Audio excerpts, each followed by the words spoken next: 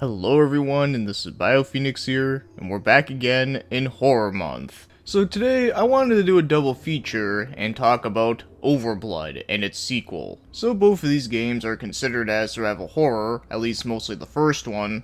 And yes, both of these games are playable in English, for that the first game came out worldwide, and the second game only came out in Europe and Japan. Yeah, we didn't get that one over here in North America. But we'll talk about the sequel later, but for now we're going to talk about the first game, and the first game was developed by Riverhill Soft, and it was published by EA, if you could believe it. Yeah, this is back when EA actually used to put out a wide variety of games. So the game came out in 1996 in Japan, but it came out in North America and Europe in 1997. So let's begin and talk about the story. So you play as this bearded guy named Raz Carsey, who happened to wake up from a deep sleep and he doesn't remember anything. And the room that he's in is freezing cold, and if he doesn't warm up, then he will die. So eventually you just gotta figure out how to do that, and then once he does, he finds a small robot and having a casual conversation with it, and he ends up naming the robot Peepo.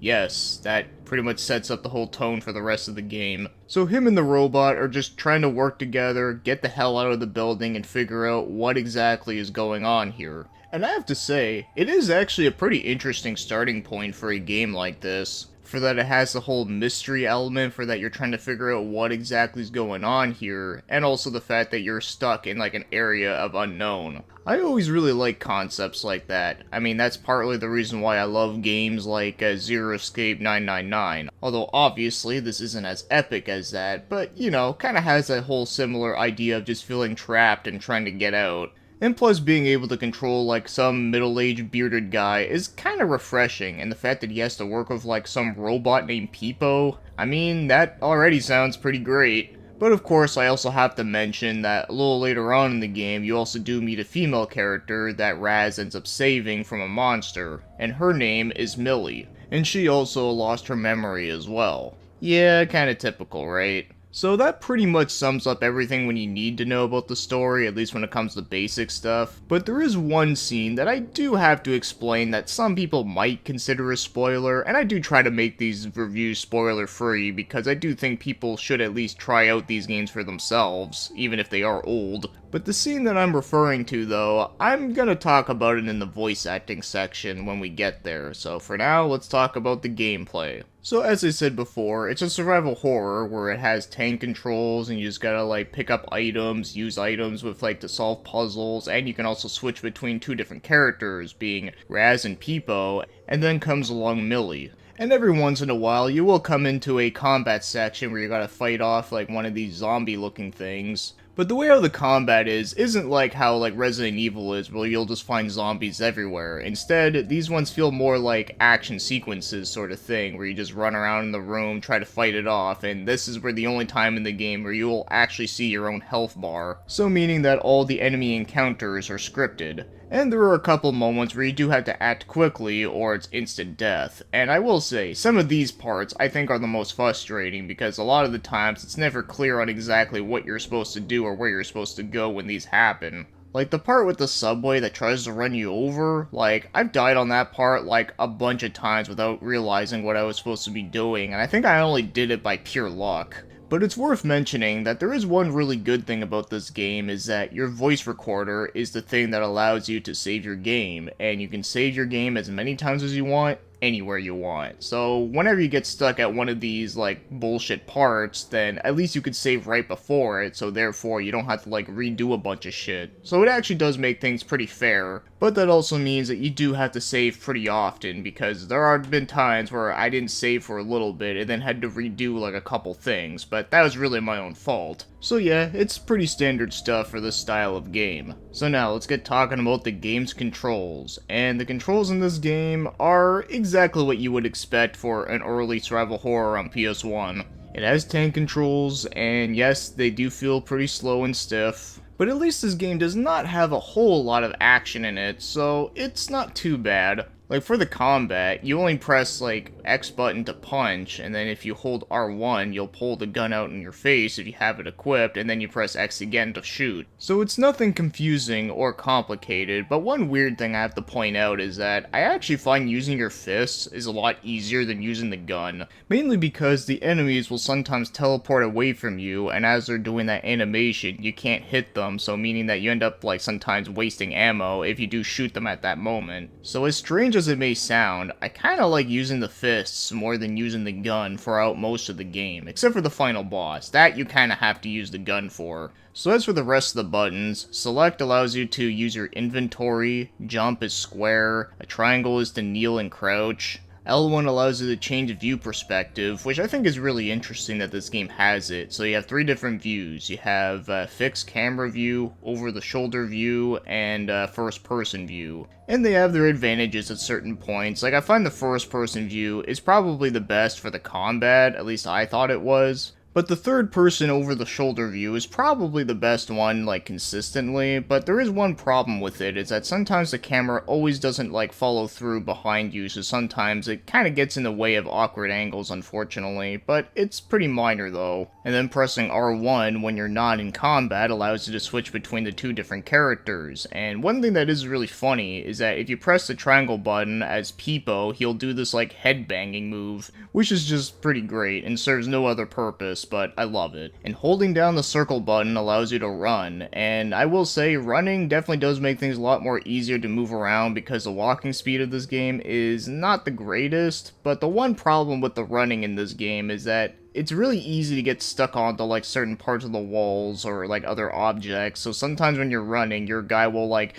end up like wanting to do the push animation towards the wall, and it just really slows you down. So that is one thing that is pretty annoying to deal with when you're running. So overall, I can say that the controls in this game are pretty dated, as you would expect. It's not unplayable, but it's not really what I would prefer for a game like this in this style. Now let's get moving on to the other things, like the graphics. And yeah, as again, this is another thing you kinda had to expect, but yes, early 3D graphics in this game are not the greatest. Like, all the backgrounds in this game are all done with full 3D, which I will say, it was kind of interesting to see all full 3D survival horror like this, but I just feel like it just doesn't age as well, mainly because this is one of those games that, you know, kind of has that more realistic look, or at least it was trying to go for the realistic look anyways. Like, most of the time, you're just wandering around in, like, gray hallways that look really dull. There's not a whole lot of, like, areas in the game that look really cool or interesting. There was only two places in the game that I thought looked kinda interesting, and that happened to be the indoor forest section, and there's also a cafeteria where you get to look at, like, what's on, like, the menu of these vending machines. And one attention to detail that I thought was kinda cool was that if you examine some of these vending machines with different characters, they'll actually say different things about some of them. For example, for the custard one, if you look at it as Raz, he'll say that he doesn't care for it, but if you look at it as Millie, she says that she loves it.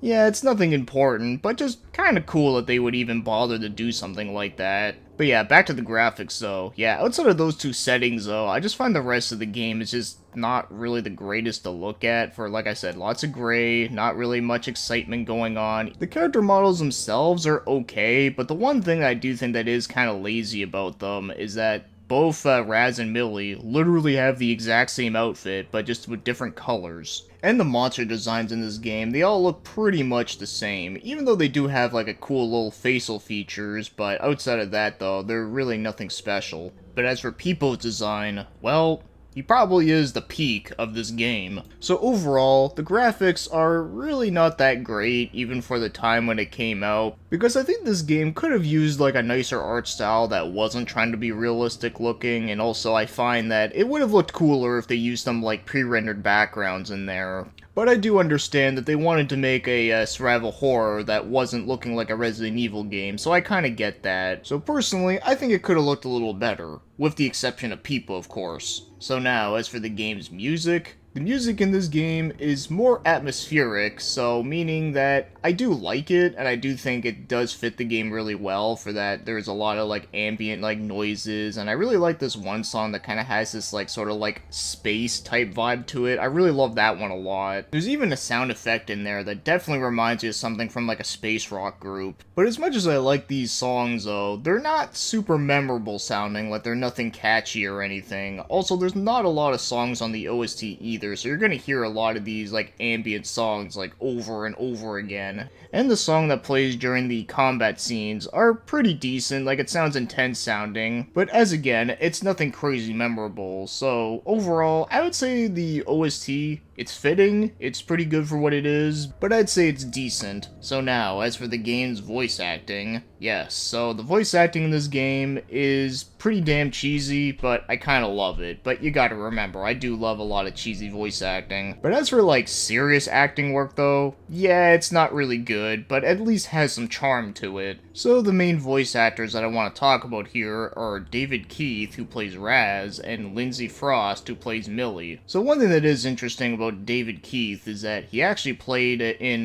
Daredevil from 2003. He was Jack Murdock, and he also played in this weird movie from the 90s called The Indian in the Cupboard. And then Lindsay Frost happened to play in The Ring, the remake from 2002, and surprisingly, she happened to play in the movie Collateral Damage with Arnold. So those are kind of interesting to find out about, but as for the acting itself, it's very cheesy, but at least it is like kind of charming and memorable. And this is where I get to talk about that scene that I kind of do have to spoil a little bit, is that early on in the game, Peepo has to make a heroic sacrifice and saves Raz from being killed by a zombie guy. And the scene that plays there is both tragic yet funny to me.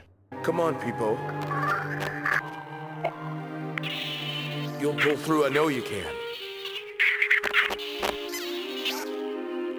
Shake it off, Peepo. Self-diagnose, you can make it. Don't leave me, Peepo.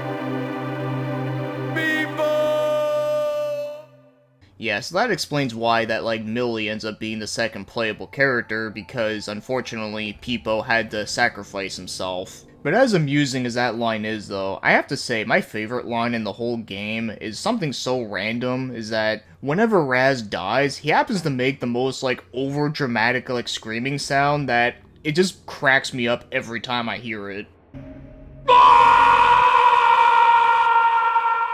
Yeah, that to me is the big highlight here, next to the whole Peepo thing, but yeah, overall, the voice acting is just so dumb that at least it's memorable, because if this game didn't have those, like, voice acting lines like the way they were, I don't think I would be talking about this game, to be honest. Alright, now if you want to go and get yourself a copy of this game, since at least this is a game that, you know, you can actually play in your North American console without modding it or anything, the cheapest I've seen it for was $40, and I can say that I don't think this game is worth $40 personally, but I mean, hey, if that's what you want to do, then be my guest. And now, as my overall thoughts on the first Overblood game, is that this is a game that I think started out really interesting and kind of unique for what it was, but then as it went further, it kind of got a little bit average, and now after completing it, well, yeah, I could say it was kind of average. Not awful, but not really good. So let's get into what I like and don't like. So, I already said that I really like the way how the game starts out, like I like the whole, like, trying to escape sort of aspect, and I like the fact that you get the pair up of a robot. Changing the game's perspective is kind of cool, the music is very fitting for the game,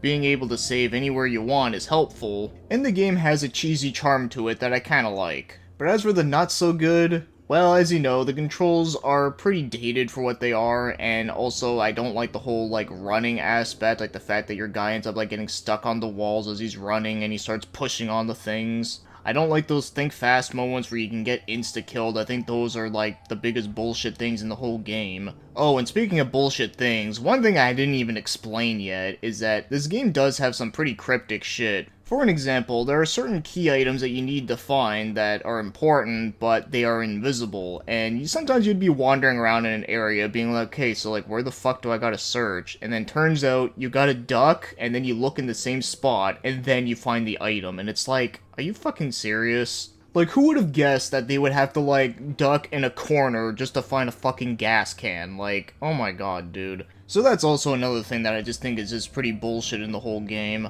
And lastly, I'll mention is that the whole, like, story aspect, like I said, the game starts out pretty interesting, but then after when Peepo makes the heroic sacrifice, then he ends up being replaced by Millie, I feel like that's kind of where the game starts to feel a little bit more on the average sides and loses its interest for me. Not just because they killed off, like, the greatest character in the whole game, but it's also because I find Millie is just kind of a bland character, and they try to shoehorn in, like, a romance thing, but it's just very, like, forgettable and meh. So it really makes me wish that the whole game was about, like, some dude and his robot buddy just trying to, like, get out of the facility. I think that would have made a far more interesting story. So, yeah, I can imagine Raz being like, no girls allowed. I want to be with my buddy Peepo. No one can touch him. But all jokes aside, yeah, I just feel like that, like, the later half of the game, it's just not as exciting as I would have liked it to be. But one thing I do have to mention, just because it really amused me, was that the main villain of the game, of course I'm not going to spoil what it is, but I will say there is a line of dialogue that he has where he's like,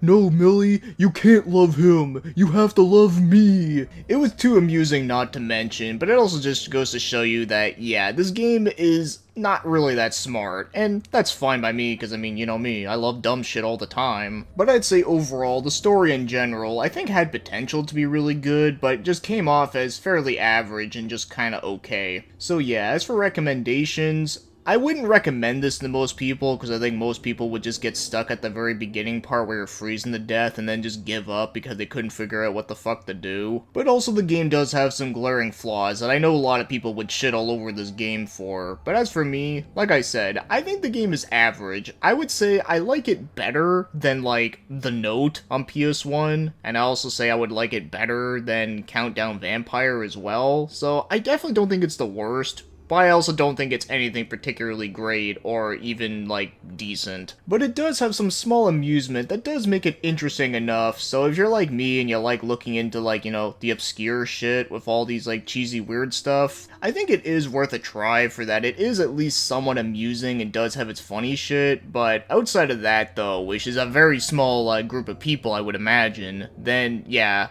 I wouldn't really recommend this to most people. Like, if you're expecting this to be like the next Resident Evil or the next Silent Hill, or expecting it to be like Galarians or something like really cool like that, then yeah, this isn't it.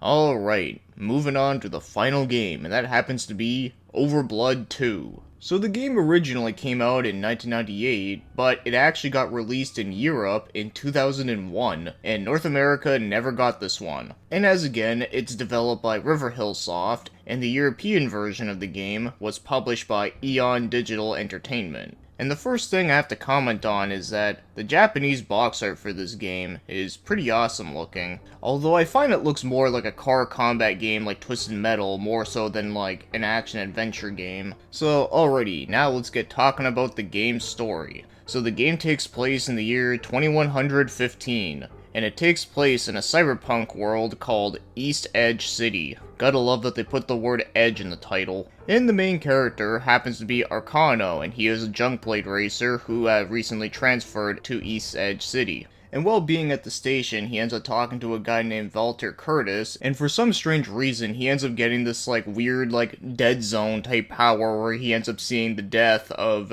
Walter Curtis, and it happens, like, literally not long after that. So just before everything played out in his whole, like, dead zone power, he ends up interrupting them, therefore preventing it from happening, and it turns out that these government agents are hunting down this guy because he happens to have a mysterious capsule on him. So the old man ends up throwing the capsule at Arcano, and then Arcano escapes by jumping out of a building, and then therefore everyone is now trying to look after this Arcano guy. And while all this is going on, there is a female spy who witnessed the whole thing named Chris, and she ends up telling them that some, like, blonde-haired kid ended up, like, jumping out of a window with some mysterious shit going on. So once Arcano reaches dry land, he ends up looking more at the capsule, and it mentions a place called Dana, so he ends up trying to look for it, and he does, and it's a bar, and the person running the bar happens to be Raz Carsey. Yes, the guy from the first game is back again. But I will say, he has a very different presence in this game, and I'll go more into that a little later, but I just wanted to mention that now. So once he brings the capsule to Raz, they are very hesitant on the whole thing, but eventually he starts to realize that, well, maybe this guy could actually help out with what he really wants to do, and that happens to be to infiltrate the pagoda. And the pagoda is a main government building where they do a lot of shady things.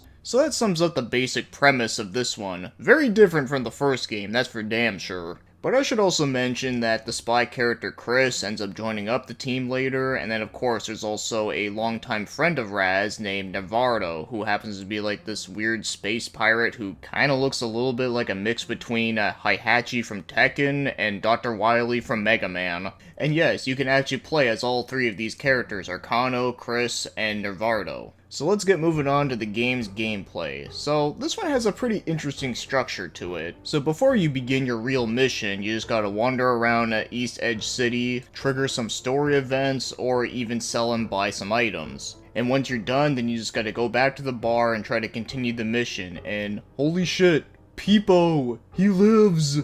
But unfortunately, he is not a playable character. Instead, this Peepo just keeps track of your score and time for each mission that you do.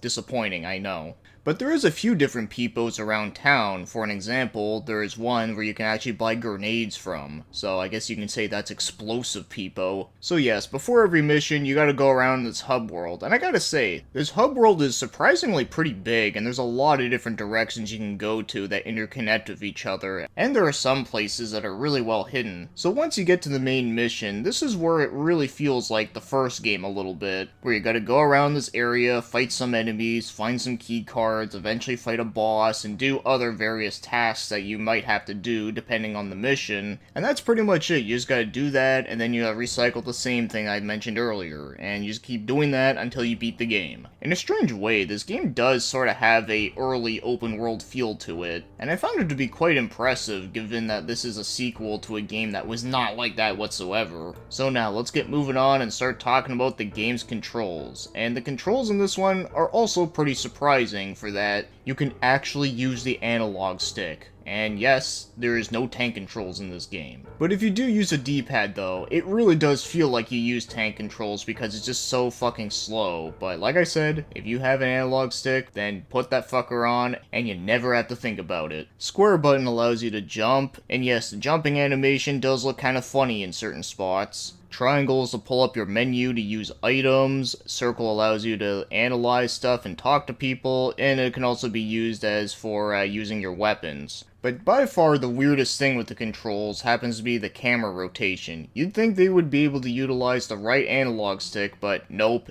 It's still R1 and L1, which I know a lot of people think that's super dated, and yeah, it definitely is, but whenever I go back and play PS1 games, I get kinda used to it because I just played so damn many of them, but it's still just weird as shit why they couldn't use that to the right analog stick. Like, were they able to get the left one to work, but not the right one? I have no idea. But aside from the camera control being, like, weird like that, I actually think that the controls in this game are surprisingly pretty decent, at least when it comes to, like, all this type of stuff. Of course, one thing I haven't mentioned yet is that I find the hit detection when it comes to the combat in this game is pretty spotty. So whenever you try to hit people with the melee attacks, whether it be for the knife or the frickin' lightsaber, yes, there's lightsabers in this game, I feel like you have to be really close up to them in order for it to count, so trying to use them can be a little bit tricky. And as for the gunplay in this game, well, at least the shooting is responsive, but the problem I have with it is that it's really hard to aim in this game, because you have to literally stand right in front of someone and then just shoot in the direction that you're facing, and sometimes it's a little hard to tell if you're like really in front of them or not. Also, reloading in this game is annoying because there's no button for, like, reloading. Instead, you just gotta press triangle and then go over where the bullet option is, press the correct magazine that belongs with your equipped gun, and there you go, that's how you reload. but you gotta be quick about it because the game doesn't actually pause, so meaning you can still get attacked while you're in the middle of reloading like that. So it really makes me wish that this game had an auto reload whenever you ran out of ammo. So that kinda sucks, but I do think that the jumping in this game surprisingly feels pretty decent. Although it may not be as fast and smooth as a Mario game, but I do think that it does feel a lot better than a lot of like the early 3D platformers on like the PS1, such as like Tomb Raider or something. So overall, I'd say the controls, while they do have some issues that are pretty annoying, I would at least say there was a few things about it that did make it pretty bearable. And I was kind of impressed that a random-ass game like this in 1998 actually had like pretty decent analog control. Now, let's get moving on to the other things, like the graphics. And the graphics in this one, I do think are an improvement over the first game for that. Remember when I said how I wish that the first game had some pre-rendered backgrounds? Well, this game has it for the town hub. And I think it looks pretty cool, like it all looks like dark and run down. It really does remind me of like a cyberpunk anime, so I do like that. And speaking of anime, I do find that the character designs in this one definitely have more of like an anime style to them, so, you know, it doesn't have like the old like realism that the first game tried to do. Like Akano has like the big blonde hair, Chris has like a character design that looks like a lot of other things that I've seen in anime before, and Nervado has like the crazy scientist of, you know, two other Japanese characters that I talked about already. And even some of the villains of this game also do kind of have that sort of style to them, and I actually think it looks a lot better, and they also have some pretty cool details to their outfits. But as much as I do like the character details of the main characters, a lot of like the side and unimportant characters though definitely look like they are left unpolished. So they look like they don't have any like real texture to them, they look like they don't even have faces at all, you know, the old Kingsfield look. And there's a lot more interesting set pieces that you get to go to in this game, so I also do like that as well. So yeah, overall, I actually think the graphics in this game are pretty damn good for PS1 standards. Of course, it's not the best looking, but I think it's good for 98. And now, as for the game's music, the music in this game does sound a lot different than the first game, where it doesn't have as much, like, atmospheric music, and what atmospheric music that this game has, I don't think it's on the same level as the first game, but when it comes to having more memorable, catchier tunes, I think this one has it a little better. Like, the main town theme actually kinda gets stuck in my head, and I kinda like it. Also, the song that plays in the dance bar is pretty amusing. In fact, it uses some sampling from some actual dance songs, which I think is kinda neat. And I also do like some of the songs that do play when you're on the mission. It does sound kind of intense. So overall, I would say the music in this game is pretty solid, and I also would consider it to be a pretty underrated OST. Although it's nothing fantastical like other like OSTs I've heard on PS1 that I think are freaking great, but this game does have its fair share of good tunes, I think. And now, as for the game's voice acting, the voice acting in this game is totally different from the first game. So, the first big thing is that everyone in this game has a British accent. And yes, that even includes Raz Carsey. So, that's one reason why I think he has a very different presence, is the fact that he lost his Americanness and now became a British man.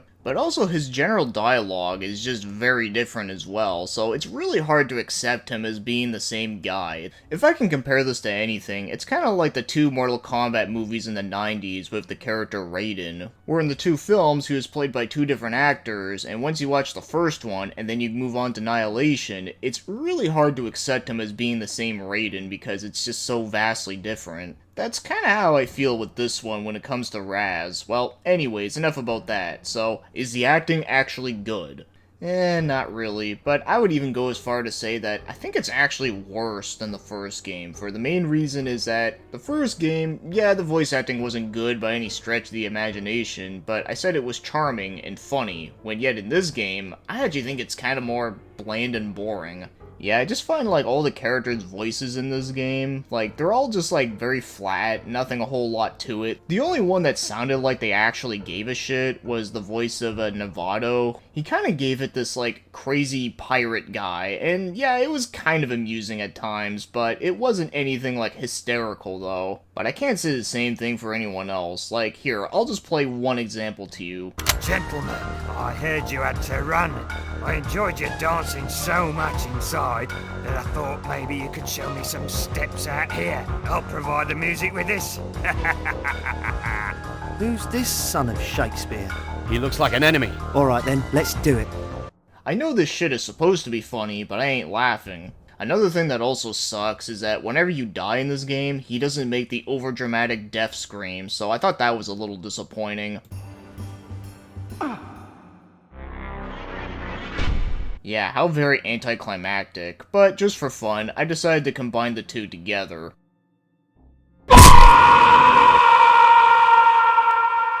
But anyways, yeah, overall, I'd say that the voice acting in this game is pretty lame, and I really had a hard time finding any charm into this. I mean, I'm sure there might be some people that might find something, but I just couldn't find any. So now, if you want to go out and buy yourself a copy of this game, I mostly found a lot of Japanese copies that were going for like less than $20, but as for the PAL region, I only found one, and was going for $60. I was kind of expecting this one to be a lot more, given that this is such a weird random game that like barely anyone talks about, and on top of that it was released in 2001, like nearing the end of the PS1 life cycle, but, well, you know, could be worse. So now, as for my overall thoughts on Overblood 2, is that, for the most part, I think this game is a pretty big improvement, like when it comes to like the controls, the graphics, the music, and all that. And it also does have a lot of impressive things about it that I actually do kind of like.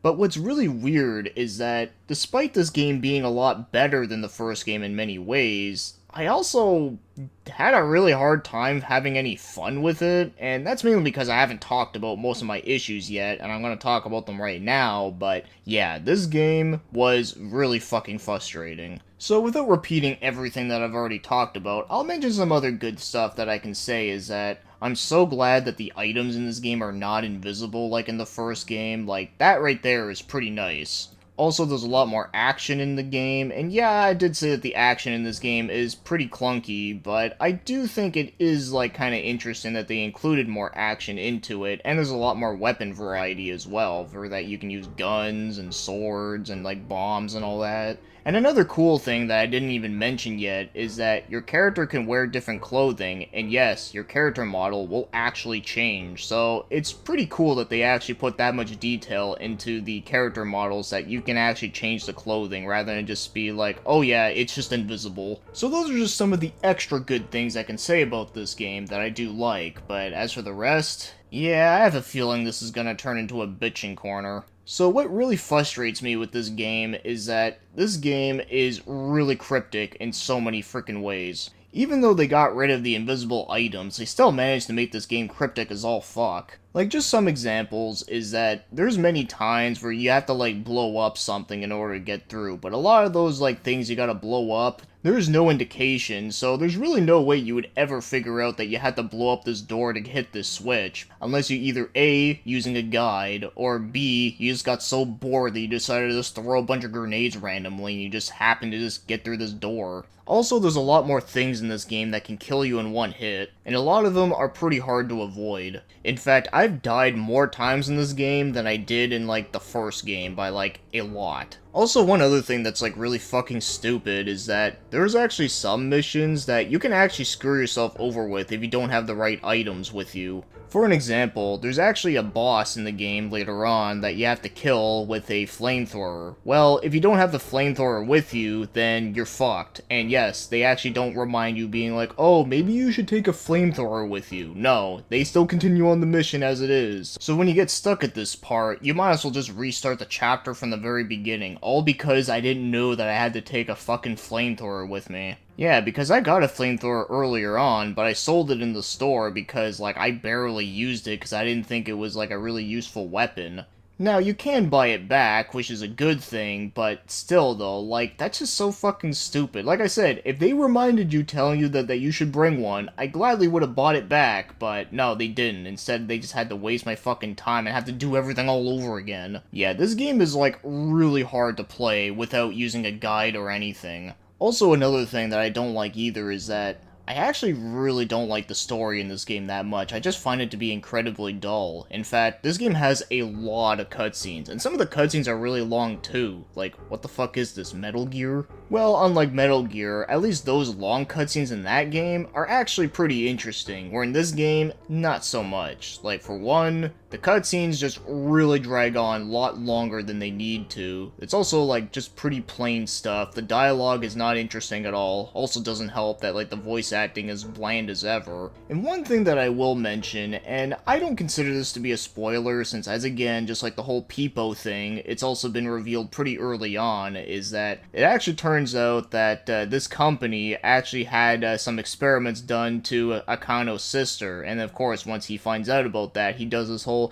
"You bloody bastards, I'll kill you all!" Yeah, I don't know what type of voice I was trying to come up with there, but anyways, you kind of get the point. It kind of has this whole, like, typical thing that's been done to death, like, a million times, and not that I have a problem with, like, story concepts that have been done a million times. I mean, shit, some of my favorite games even have stuff like that, but the problem here is that I just don't think it does anything interesting about it that really makes me care about him and, like, the characters or anything. You want to know what I do think is interesting, though? Is that why is there so many, like, random peepos, like, wandering around? Also, why does Raz have a car with a girl on it that says, "Don't touch"? Like, I want to know more about that. I think that is way more interesting than, like, the main story of this game. Now, I know I've said in the past that, like, stories are not everything, and while that is true, I mean, there are some games that don't have great stories, but are still great games, but the problem here is that they tried really hard to make a story here with all the different cutscenes that are really long, and also one other thing I didn't even talk about yet is that, yeah, you can't even skip the cutscenes, so they really want you to, like, look at this shit. And one last thing I will mention about this game is that this game really overstayed its welcome for that. It took me about 9 to 10 hours, somewhere around there. But I swear, it felt like it took like fucking 20 hours to get through this shit. With all the long cutscenes that I've already mentioned, and also the fact that I've died like a million times, and also just the fact that I just really didn't care for the story much at all. Because think about it this way, the first game took me about like 3.5 hours to complete, and yeah, that's not long at all. Yeah, it's a pretty short game. But this, however, it really overstayed that. So that's pretty much why I'm very conflicted with this game, for that it does a lot of things that I do like, but then it does a lot of things that I don't like, and then it also makes even bigger flaws that were already mentioned in the first game, so yeah. With knowing all this is also another game that's going to be really hard to recommend. In fact, I think this game's even harder to recommend than the first game, because like I said, the first game at least it's short, where this one is not so short. So maybe that's why we missed out on this game, was that it was just way too annoying. Well, I mean, then again, I mean, there's a lot of annoying games out there that did come out to North America, so I guess that's not really a good excuse, but, you know, shit happens. So that's my overall thoughts on the two Overblood games. Unfortunately, they're not particularly great, but they do have some interesting things about them. Mostly the first game, but, you know, I'll even say that even the second game does have some cool things that I like, but I've already talked about that a bunch of times, but yes. Both of these games are ones that you should only check out if you're very curious, but maybe don't expect them to be anything great or spectacular. But I can say that at least the first game can make you laugh, or at least it made me laugh anyways. I don't know, maybe there are people out there that just don't find the whole, like, Peepo thing funny. Which I don't know how, but then again, I mean, I'm not some of those people, so I wouldn't know. But anyways, yeah, that'll take us to the end of this one. So thanks for watching and commenting, have yourselves a great day, and of course, just have a great time during the Halloween season.